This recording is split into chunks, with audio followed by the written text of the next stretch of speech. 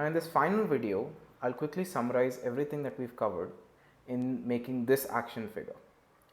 In this overall construction technique using thread, there are two important things to focus on: rigidity and proportions. How you are able to use only cotton thread to make a very sturdy structure which has solid pieces but movable joints as well, and how important it is to make sure that all the parts that you're constructing follow a certain uniform scale, so that no piece of this overall structure ends up becoming too big or too small relative to everything else. To get the sense of overall scale, we completed the forearms first by making the fingers and toes using the knotted threads that you can see here, and then wrapping that inner column of threads with additional threads on top in a circular tight wrap to make a wrist, which is flexible as you can see here, and an elbow joint. Once these were made, we used these lengths, that of the wrist and the overall elbow joint, to determine the lengths of the feet, the shoulders, the gap between the shoulders, the overall lower leg, the upper leg, and so on and so forth.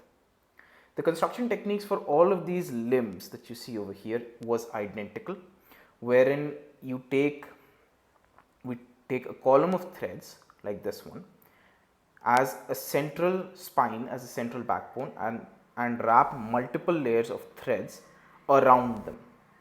The different colors that you see are separators to show you that each of these parts is built separately, and then because the two different parts are rigid, the only bit in the middle left is the joint. This technique was also applied to the head, but there is a slight challenge with the head, wherein the head is round, and it's possible that if you try to wrap the thread over especially these round bits too tightly, they might come off altogether.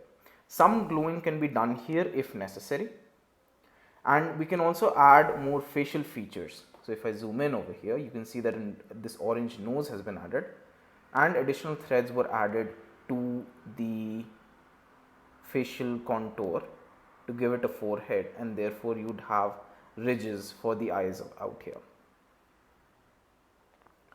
Finally, we constructed all of the individual parts, the head, the arms, the legs, in the torso, and we used the extra threads which were left over from all of the previous bits at the center and tied them all together using external layers of threads.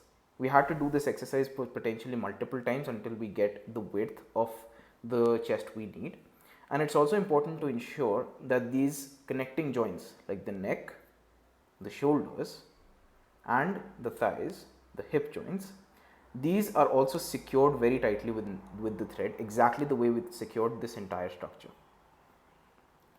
Now towards the end of it, we reviewed how this basic construction technique can be used for making specific parts of a character that you want to design, which might not have been covered in this particular figure.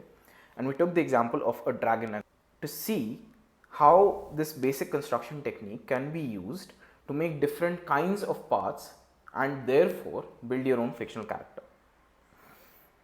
So with this, we come to the final conclusion of my course. I really hope you took something interesting to learn from it. Now, if you feel that the overall technique was a bit difficult, or the structure and construction of the action figure was not what you hoped it would be, that's okay. It takes a bit of practice to get the knots and the wrapping right.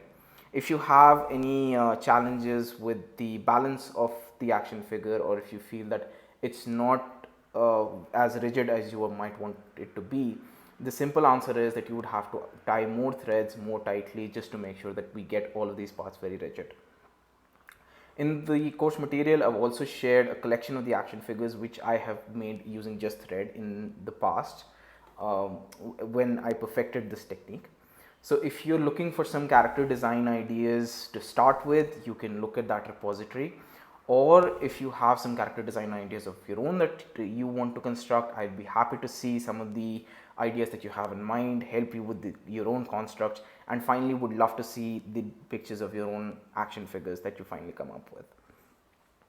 Now, I'll be happy to take any questions in the course chat or on message. You can share images of your designs with me in case you want any input, or if you have a completely different character concept in mind and you would like to like us to work, you and I, to see how we can render it using just thread, I'll be happy to have that conversation with you.